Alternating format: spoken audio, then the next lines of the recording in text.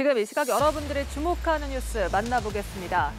미국엔 제시카법이라는 게 있습니다. 2005년 미국 플로리다주에서 성범죄자에게 성폭행당한 뒤 살해된 피해자 제시카 런스포즈의 이름을 딴 법인데요.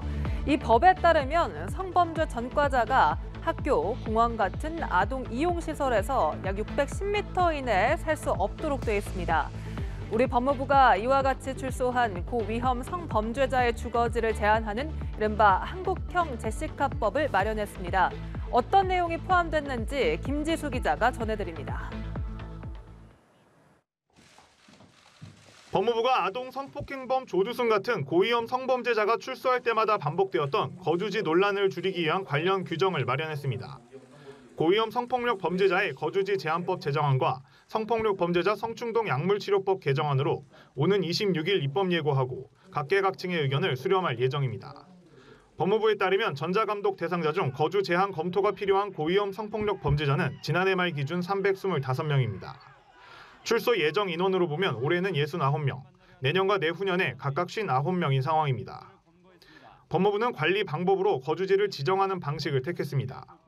당초 유치원 등 일정 시설로부터 거리 기준을 두는 방식을 검토했지만 국토가 좁고 수도권 인구 밀집도가 높은 우리나라 현실에 따른 부작용 우려를 반영한 겁니다. 대상자는 불특정 다수를 대상으로 반복적 성폭력 범죄를 저지르는 등 재범 위험성이 높은 약탈적 성폭력 범죄자로 한정했습니다.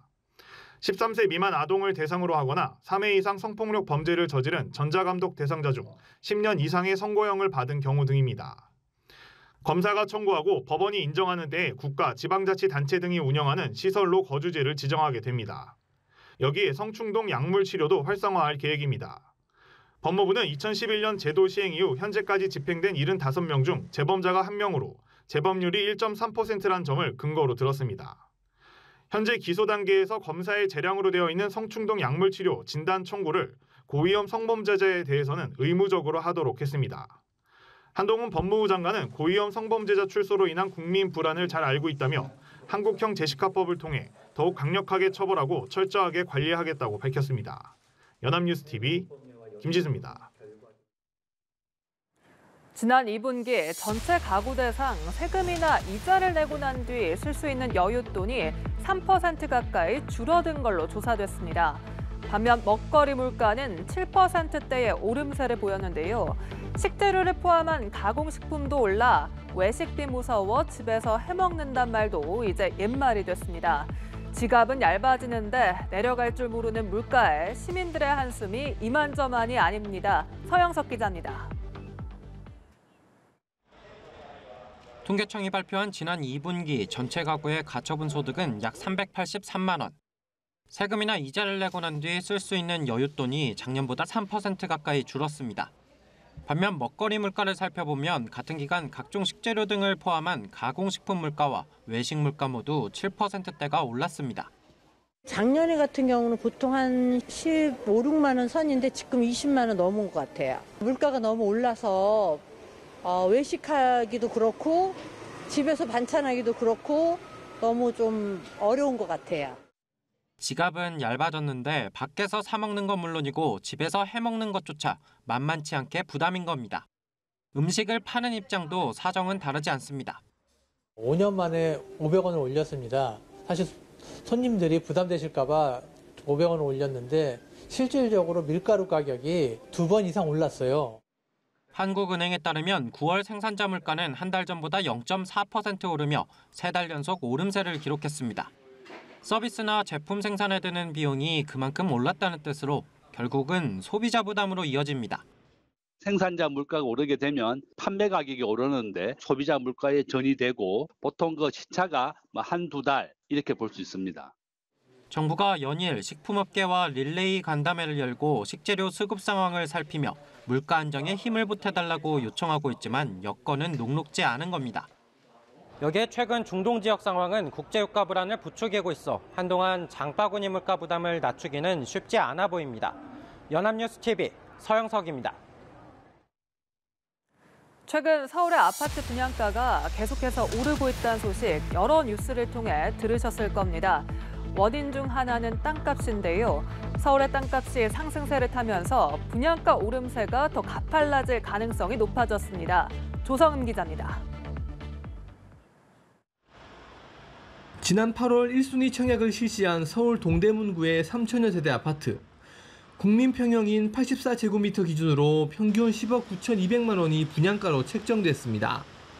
그리고 도로를 두고 마주보는 4,300여 세대 아파트는 오는 31일 1순위 청약이 진행되는데 같은 평형 분양가는 12억 원이 넘습니다.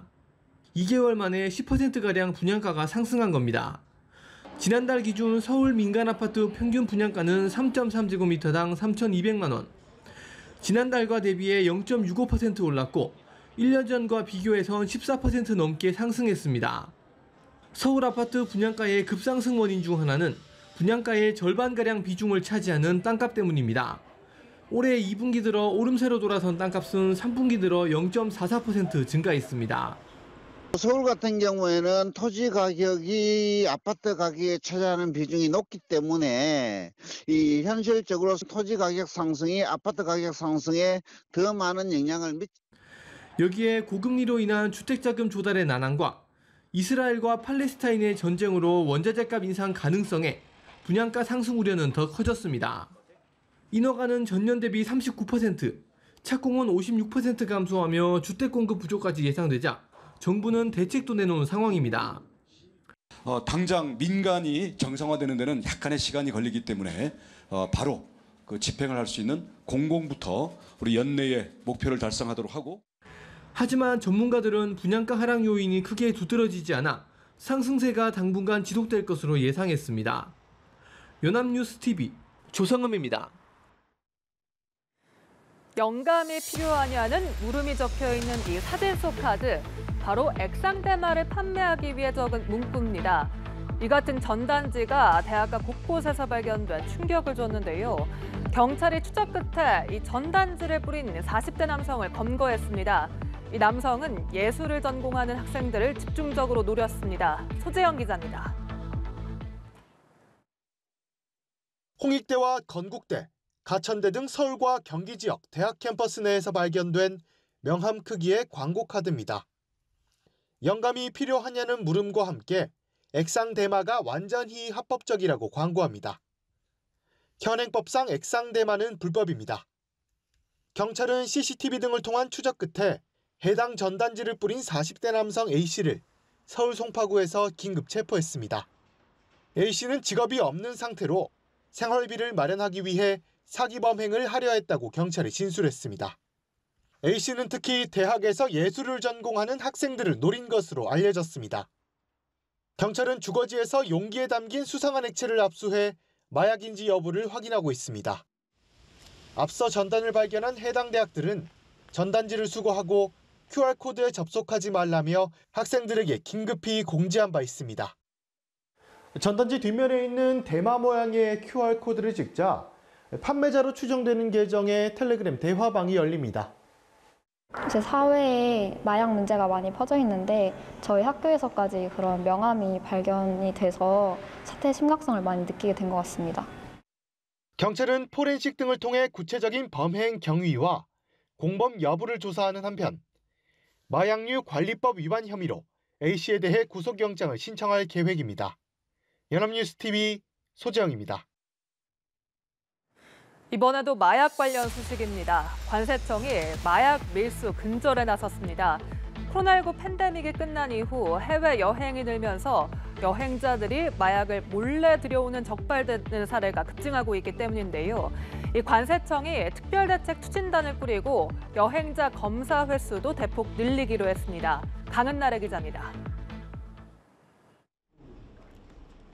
올해 들어 9월까지 국경 반입 단계에서 적발된 마약류 501건. 지난해 같은 기간보다 건수는 11% 줄었는데 중량은 29% 증가했습니다.